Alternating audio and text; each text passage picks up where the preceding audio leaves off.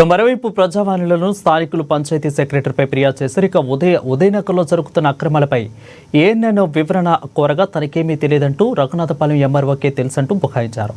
Forgery సంతకాలతో కోయిల చిలక revenue పరిధిలో భూములను ఆక్రమించుకున్నారనే అంశంపై కూడా ఫిర్యాదు అందినట్లు తెలుస్తుంది.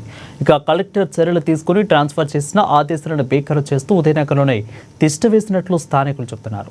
దీనిపై మరింత సమాచారం మా ఖమ్మం ప్రతినిధి ఉపేందర్ ఫోన్ ద్వారా అందిస్తారు. ఉపేందర్, చెప్పండి, ఇంత జరుగుతున్నా కానీ అధికారులు ట్రాన్స్ఫర్ చేసినా కానీ అక్కడ అధికారి మాత్రం వెళ్ళట్లేదు, అక్కడే తిష్ట వేసుకుని కూర్చున్నట్లుగా తెలుస్తోంది.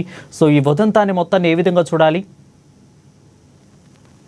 వరుణ్, పువ్వాడ ఉదయనగర్ అక్రమాలకు సంబంధించి గతంలో రాజకీయ పార్టీలు అంటే ఎవరో అధికారంలో ఉంటే వాళ్ళు తమ ఆధీనంలో ఆ ప్రాంతాన్ని పెట్టుకొని అక్కడ ఉన్నటువంటి భూముల్ని అక్రమంగా డబుల్ రిజిస్ట్రేషన్ చేసి అనేక మందికి అమ్ముతున్నారనే ఆరోపణలు క్రమక్రమంగా వస్తా ఉన్నాయి. కానీ అది దానికి మద్దతుగా ప్రభుత్వ అధికారులు కూడా అండగా నిలిచి రాజకీయ నేతల యొక్క అక్రమాలకు అండదండలుగా నిలుస్తున్నారనేటువంటి ఒక వీస్తుపోయేటువంటి నిజాలు ఈ రోజు బయటపడ్డాయి.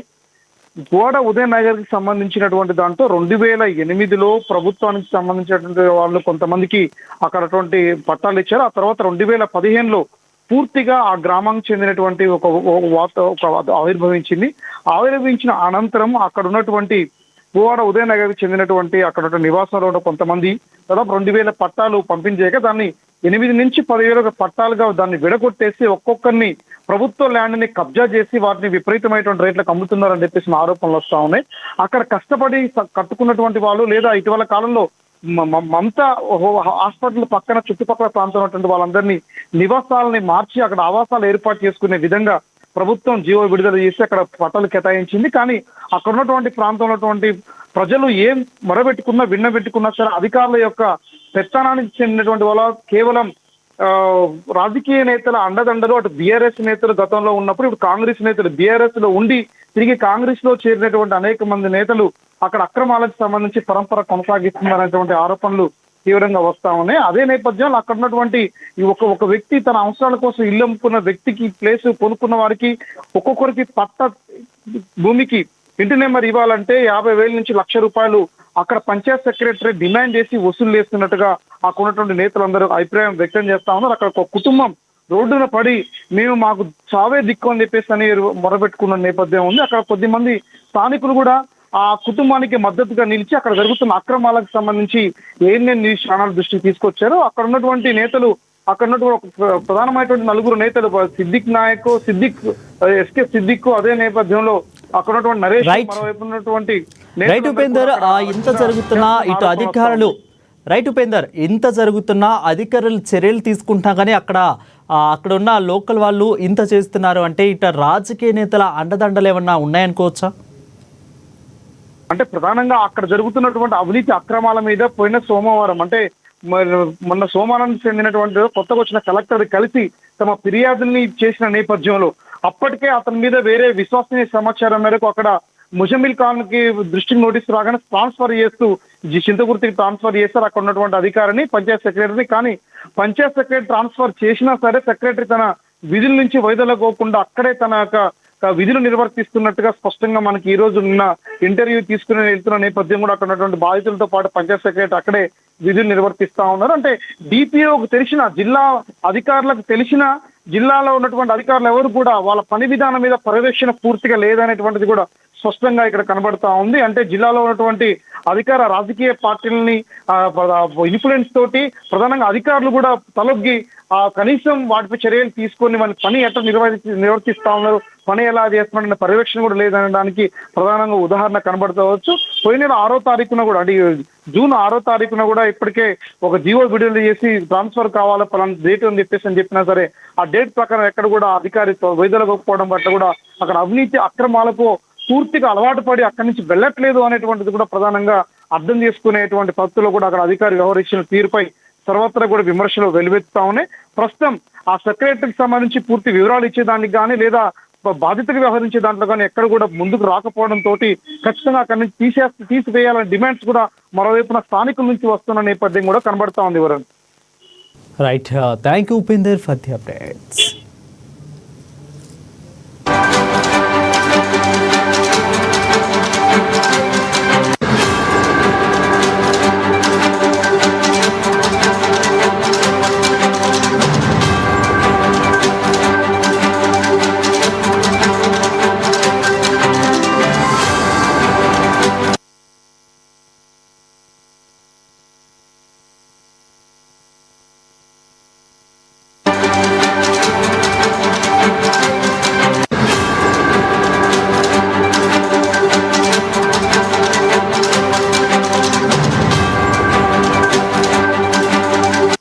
రాంబాబు ఇంటి పన్ను ఇవ్వమంటే ₹1,50,000 ఇవ్వండి, నేను ఇంటి పన్ను ఇస్తా, లేకపోతే పాత పట్టామకి ఇస్తా, ఎన్నాళ్ళు ఉన్నా ఆమెకే జల్లుద్ది కానీ మీకు మాత్రం జల్లదు, ₹1,00,000 మీ 1,00,000 మీకు ఇస్తా, ఇంటి పెట్టెతో సహా పీక్కొని వెళ్ళిపోండి అని మాట్లాడుతుర్రండి. మేము కూలినాలు చేసుకొని బతుకుతున్నాం, మాకేం లేదు, ఎక్కడ ఇల్లు లేదు, పట్టలేదు, మాకు ఏది లేదు. పిల్లగాడు ఇకలాంగుడు, నేను ఇకలాంగుడినే, మాకేడ ఇల్లు అది ఎక్కడ లేదండి మాకు. సరే తక్కువలో వస్తుంది కదా అని కొనుక్కొని కట్టుకున్నందుకు మమ్మల్ని ఇట్లా ఇబ్బంది పెట్టి ఇట్లా చేస్తుర్రండి. మాట్లాడితే మిమ్మల్ని చంపుతాం అది ఇదని రౌడీలను పెట్టి బెదిరిస్తుర్రండి. ఏడబడితే ఆడ మనసులో అడ్డుపడి ఆటోకి అడ్డుపడి బెదిరిస్తుర్రండి మమ్మల్ని. అయితే ఇక్కడైతే మనశ్శాంతిగా ఉండనియట్లేదు. సిద్ధయ్య, నరేష్ వీళ్ళంతా మా ఇంట్లో కూడా మమ్మల్ని ఉండనియట్లేదండి. ఊక ఇంటి చుట్టూ నైట్ అయితే నైట్, పొద్దున్న అయితే పొద్దున ఇంటి చుట్టూ కాపలా కాస్తుర్రు, ఎప్పుడు పడితే అప్పుడు కాపలా కాస్తుర్రు. మరి మేము మమ్మల్ని ఏం చేస్తారో కూడా అర్థం కావట్లేదు. ఏం కొడుతున్నారు ఇప్పుడు మీరు? ఏమడుగుతున్నారు? మాకైతే న్యాయం కావాలి, మా ఇల్లు మాకు కావాలి. మాకు ఎక్కడ ఇల్లు అది ఎక్కడ వాకిలు ఎక్కడ ఏం లేదు మాకు. ఆ రోజు అమ్మింది ఎవరు మీకు? మాకు సర్పంచ్ సిద్ధయ్య, ఇద్దరు ఉప సర్పంచ్ అను సర్పంచ్. వాళ్ళ పేర్లు? రవి, సిద్ధయ్య. అమ్మినోళ్ళే మళ్ళీ లేదంటున్నారు. అమ్మిన సార్ రవి ఆయన ఏం మాట్లాడట్లేదు. ఇప్పుడు సిద్ధయ్య మమ్మల్ని బెదిరిస్తుండు.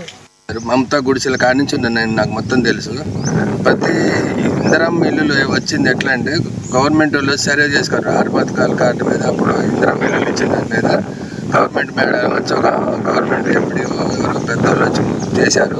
దాన్ని పక్కకు పెట్టేసి ఇక్కడ లోకల్ ఉన్న వాళ్ళు కూచిపూడి నరేష్, ఎస్కే సిద్ధయ్య, ఇక్కడ లోకల్ నాయకులు కొంతమంది ఇస్మాయిలు, రఫీ, సుధాకరు, కొమ్ము సుధాకరు, వీళ్ళు అనేవాళ్ళు ఒక్కడ కూర్చొని ఆ మేడం ఇచ్చిన లిస్ట్ కాకుండా వేరే లిస్టు మళ్ళీ తయారు చేసి గవర్నమెంట్కి పంపితే ఆ లిస్టు ప్రకారంగా వచ్చినాయి.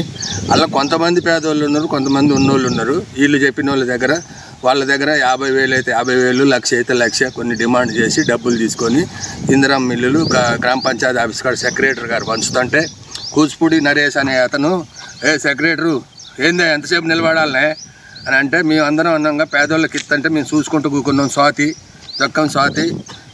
ఉపేంద్ర బాయ్ అందరూ, నేను బత్తు వెంకటేశ్వర్లో నేను కూడా ఆడున్నా. ఆయన బెదిరించి అదిరించి ఊరిని బెదిరించి నేనే రాజుని, ఈ ఊరికి నేను చెప్పిందే, నేను 1వ వార్డులో వార్డు నెంబర్ ఇంతకుముందు నేను చెప్పింది నడవాలి సెక్రటరీ, నువ్వు చెప్పింది కాదు, మేము తీసుకొచ్చినావు నిన్ను డబ్బులు ఇచ్చి, మేము చెప్పింది తినాలి కానీ ప్రజలు చెప్పేది వినొద్దని అంటుంటే మాట్లాడితే తుమ్మల గారి పేరు చెప్తాడు. మేము మంత్రి గారు మాకు సాయం చేస్తాడని అనుకుంటున్నాం. మరి దయచేసి మంత్రి గారు మీకు దండం పెడుతున్నా, ఈ సిద్ధయ్య అనేటైనా మీ పేరు చెప్పుకొని యుగేందర్ గారైనా తుమ్మల గారైనా నా ఆండ్వేర్ లేకుండా ఈ ఉదయనగర్ రాలేరు, మీకు న్యాయం చేయలేరు, నేను చెప్పిందే చేస్తాను అంటున్నాడు ఆయన. మరి దయచేసి మీకు దండం పెడతా తుమ్మల గారు. నేను బత్తు వెంకటేశ్వర్లు అనే నేను కాంగ్రెస్ పార్టీగా మిమ్మల్ని గెలిపించడం కోసం మేము తిరిగినాం. ఈయన ఇప్పుడు మమ్మల్ని లెక్క చేయకుండా మమ్మల్ని లెక్క చేయకుండా మీరు పోయినా కూడా తుమ్మల గారు మీకు పని చేయడు, నాకే చేస్తాడని అంటాడు.